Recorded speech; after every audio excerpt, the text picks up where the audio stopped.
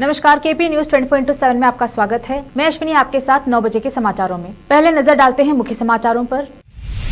युवती और उसकी मां ने अजीज खान पर आरोपों को नकारा। बीदर दक्षिण के विधायक बंडप्पा खाशमपुर का 57वां जन्मदिन मनाया गया। बीजापुर आरटीओ आनंद ने चालकों को टीका लेने के लिए अपील की। व्यापारी प्रतिनिधियों ने की राजस्व मंत्री से मुलाकात। राम मंदिर के लिए 18 करोड़ में क्यों खरीदी जमीन, ट्रस्ट ने केंद्र और आरएसएस को भेजी रिपोर्ट।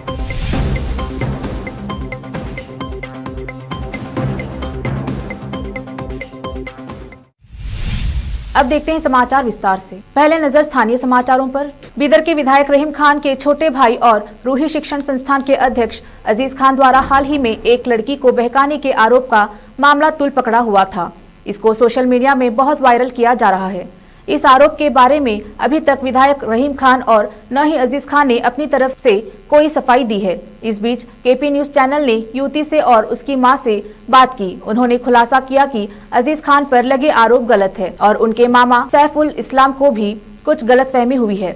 जहां आरोपों का मामला गरमाया हुआ था, वही सोशल मीडिया पर खान के समर्थन में उतर के सफाई देने में लगे रहे। हाँ, अभी जो इल्जाम लगा, आपको बोला जा रहा है कि अजीज खान साहब आपको किडनैप कर रहे हैं कल शाम और आज सुबह पुलिस के जरिए रिलीज किया गया है, ऐसा सैफुल इस्लाम साहब का कहना है। इस बारे में आप क्या कहेंगे? नहीं, ये सब बेबुनियाद बात है। ऐसा कुछ हुआ ही नहीं। कल रात में मेरे माँ बाप के साथ बहस हो गई थी, तो मैं निकल गई थी और मेरे को जाने कहीं जगह नहीं थी। मेरे को समझ नहीं आ रहा था कहाँ जाना, तो मैं उनके घर को गई। बहुत बारिश पड़ रही थी और कहीं जाने की मतलब मेरे को शेल्टर नहीं था मेरा। तो आपके दूसरे रिश्तेदार वगैरह? जी नहीं, मैं डर गई थी बहुत, तो मैं उनके घर को जाना ज़रूरी समझी। तो मैं उनका गई, तो उन्होंने मेरी मदद करे और मेरे को घर में लिए, मेरे को खाना खिलाए। और इनके खिलाफ जो इल्ज़ाम है वो सरासर गलत है। मेरे नाना को शायद मिसअंडरस्टैंडिंग हुई है, गलत इल्ज़ाम डाले इनके ऊपर अजीज खान साहब के सामने। तो के बारे में वहाँ जाने की जरूरत क्या थी? दूसरे भी रिश्तेदार आपके शायद करीबी थे। नहीं, मेरे को जब कुछ भी समझ में नहीं आ रहा था और मेरे को किसी का उतना एड्रेस भी याद नहीं आ रहा था और मेरे पास ऑटो के उतने पैसे भी नहीं थे, तो मेरे को जो समझ में आया मैं वो करी। ठीक है, आप कुछ बोलना चाह रहे हैं? इसमें सैफुल इस्लाम हमारे मामा की भी कोई गलती नहीं है। उन्होंने भी बच्ची की कंडीशन देख के उन्होंने ऐसा बोले होंगे।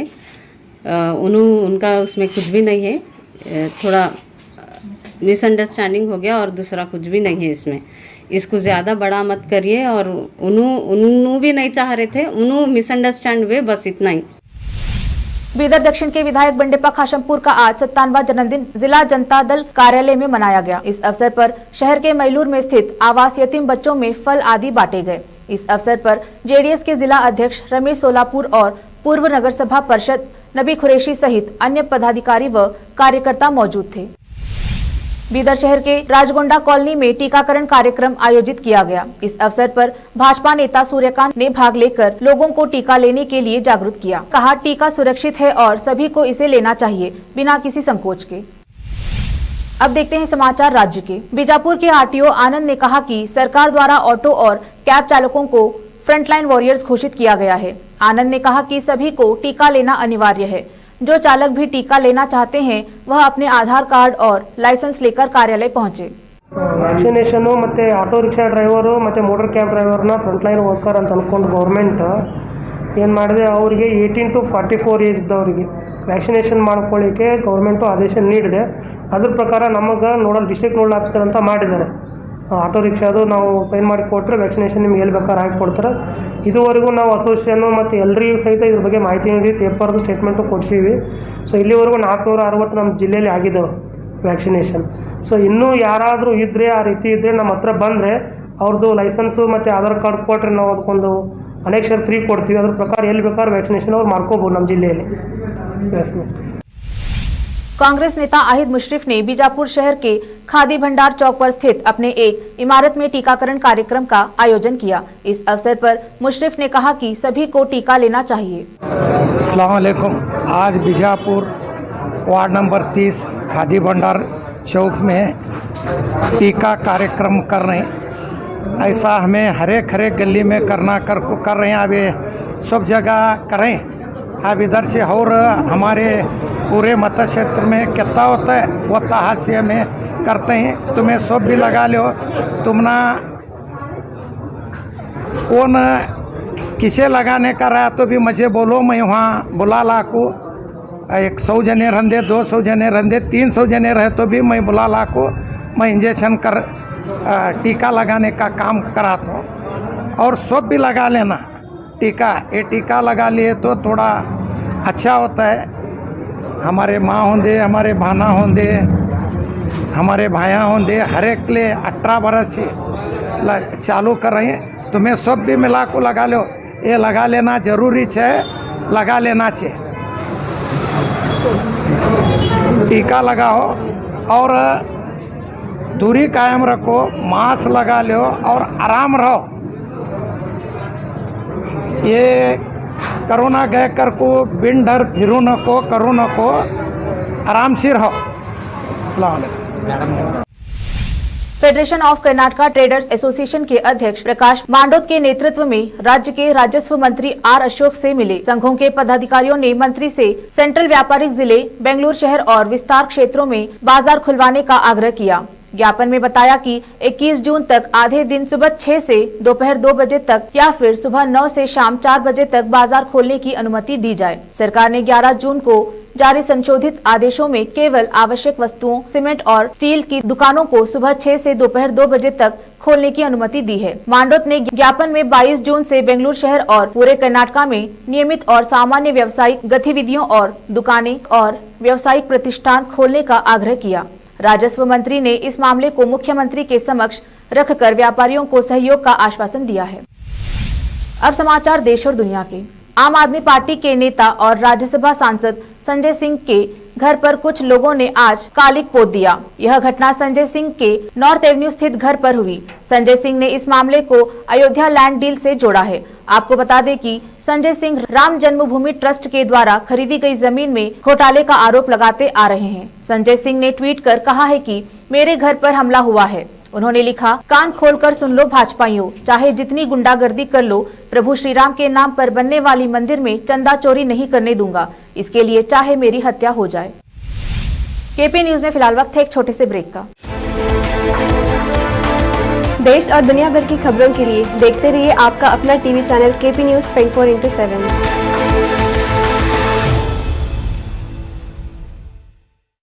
केपी चैनल के निर्देशक और नूर शिक्षण संस्थान के अध्यक्ष मोहम्मद अयाज खान ने एक बार फिर आगे आकर जरूरतमंदों की तरफ मदद का हाथ बढ़ाया। राज्य में अप्रैल माह से लॉकडाउन की स्थिति बनते हुए अब जब संपूर्ण लॉकडाउन किया गया है, ऐसे में रोज काम करने वालों का रोजगार छिन जाने या अन्य कामकाज बंद रहने से परेशान चल रहे लोगों को अयाज खान ने अपनी ओर से मुफ्त राशन किट वितरण किया। अयाज खान मुसीबत के समय लोगों की मदद के लिए आगे आए हैं। वह हमेशा लोगों के कठिन समय में उनकी किसी न किसी प्रकार से बिना किसी भेदभाव से मदद करते आए हैं। बीदर में लॉकडाउन के शुरू होते ही उन्होंने लोगों को संकट का सामना न करना पड़े, इसलिए राशन किट वितरण किया। शहर में विभिन्न क्षेत्रों में राशन किट वितरण कर रहे हैं। इसके अलावा खान साहब के कॉलेज तक पहुंचे जरूरतमंद लोगों को भी किट दिया जा रहा है। अयाज खान का कहना है कि लॉकडाउन के कारण लोगों में परेशानी और डर है। ऐसे में लोगों का कामकाज बंद रहने से कठिनाई का सामना कर रहे लोगों को परेशानी न हो, इसलिए सभी धर्मों के लोगों को यह राशन किट बांटे जा रहे हैं।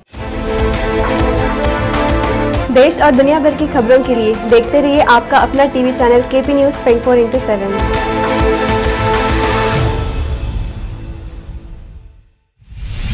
ब्रेक के बाद फिर एक बार आपका स्वागत है। आइए देखते हैं आगे के समाचार।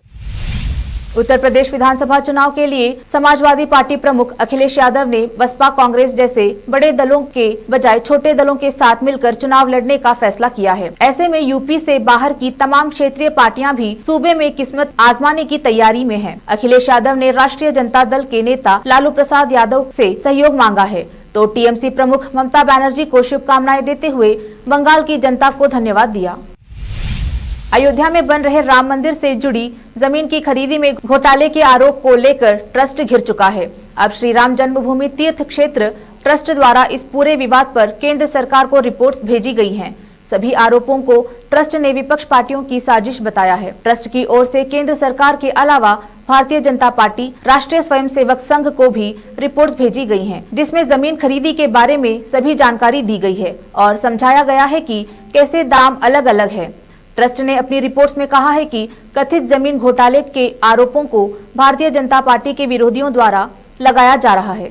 बता दें कि विपक्ष के द्वारा जो मुख्य आरोप लगाया गया था वह ये था कि जिस जमीन का दाम 2 मिनट पहले सिर्फ 2 करोड़ रुपए था, उसे ट्रस्ट ने 18.5 करोड़ रुपए में खरीदा।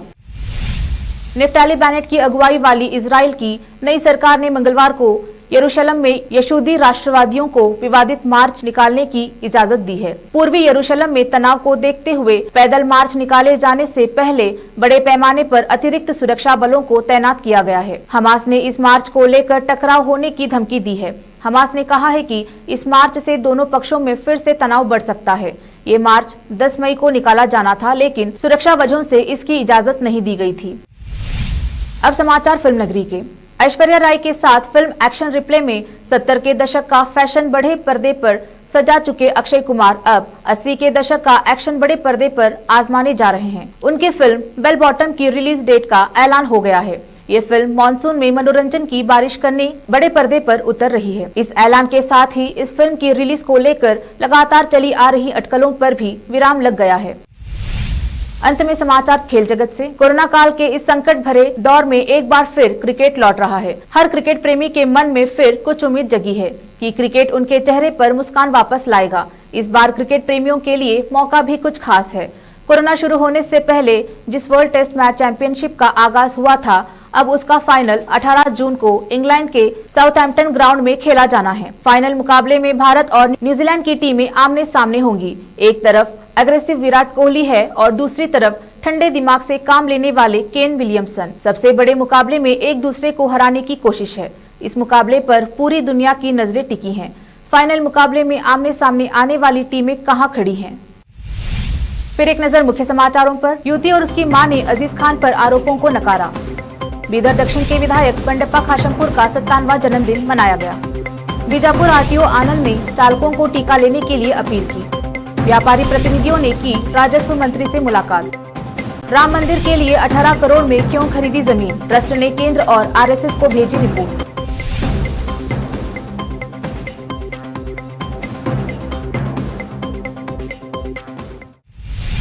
केपी न्यूज में फिलहाल इतना ही। देश प्रदेश के समाचारों के लिए जुड़े रहिए केपी न्यूज 24/7। धन्यवाद।